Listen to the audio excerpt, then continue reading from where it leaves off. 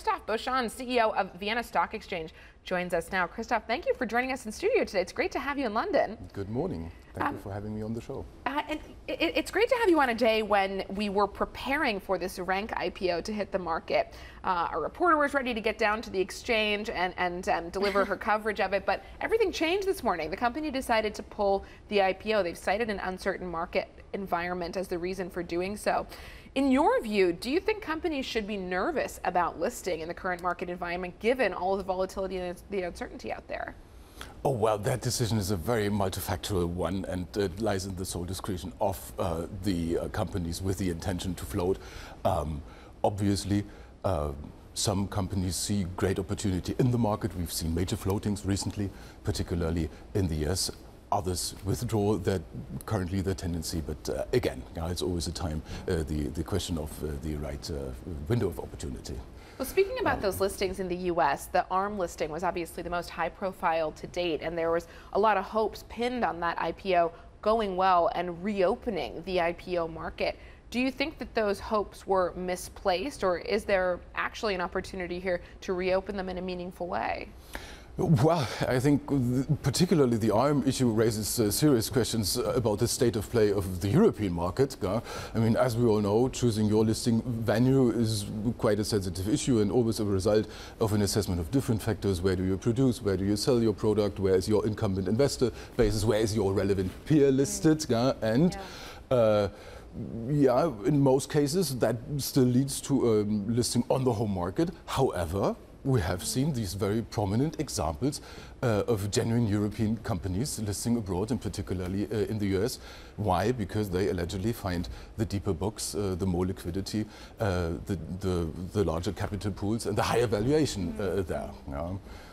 So how do you compete with that then? How do you compete with that? I mean, you say allegedly they're looking for all the things that you just listed. What is the appeal to list on a European stock exchange? With a wake-up call to the European scene, particularly the European politicians, to address that particular issue, how to set up relevant, substantial capital pools in Europe, but because that makes the decisive difference. Here is over-regulation, in your point. It's not only people love to talk about regulation, also taxation. That is important, but the major factor is the large capital pools and how to establish them and how you do that traditionally. Well, my take would be to at least partially orient the pension systems to the capital market as a supplement, not as a substitute.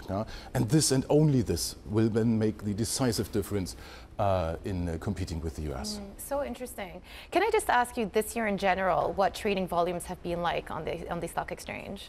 Yeah, well, trading volumes in general went down significantly. In our case, even a little bit more than on our European peers.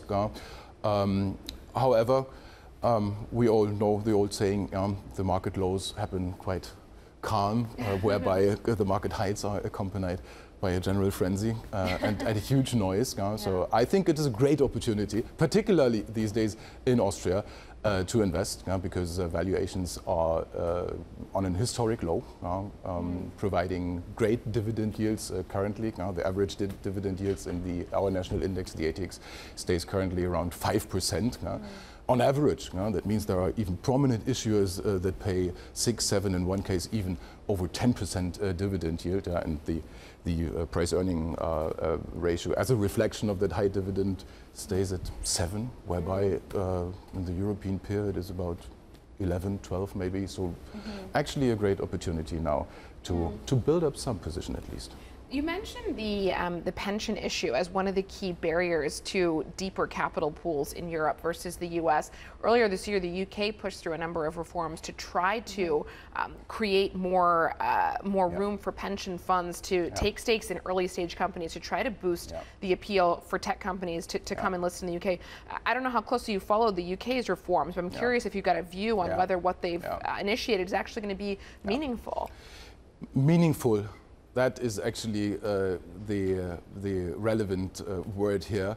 We follow all these developments quite closely, and all these grandiose buzzwords we also see on the European stage, the Listing Act, retail-oriented overhauling of regulation. all great, and we should really strive for that and continue to work on that. But in the end, it all turns out to be homeopathic when you compare it to the real relevant measure. And again, it is at least the partial orientation of the pension system, again, as a supplement, not as a substitute to the capital market. This and only this is the only chance to catch up with the US. Okay, very clear on that point. I want to take you to another topic, which I think is quite interesting and topical.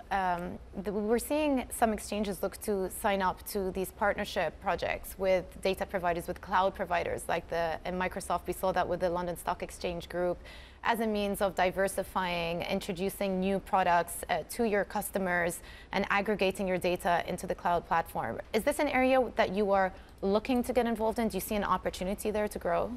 Well, this tendency towards diversification is really a pressing issue for every exchange, because that traditional main stream of revenue that results out of trading is the revenue stream that you have the least control over. So there is a natural tendency to diversify into other business. We did that as well, into the data business, into IT provision for other markets, into index calculation, or our latest fledgling into the establishment of a leading European platform for debt listing. So it's a very natural tendency you see all over the place. I'm not sure if your question not even involves another recent initiative, and that is the joint venture of the European exchanges to set up a European CTP, a European consolidated tape.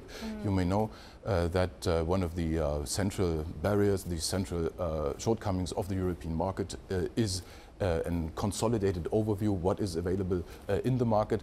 So this will be solved soon by European regulation that will demand for such a consolidated tape, and the European exchanges have found together and set up a joint venture, which is now entirely independent and entirely detached from the exchange's data business, and that will provide that genuine European answer to an also genuine European problem. We've heard that before. Christoph, thank you so much for sharing your insight with us. Great to get an inside look into what's happening in the world of exchanges. Christoph Boschan, CEO of Vienna Stock Exchange.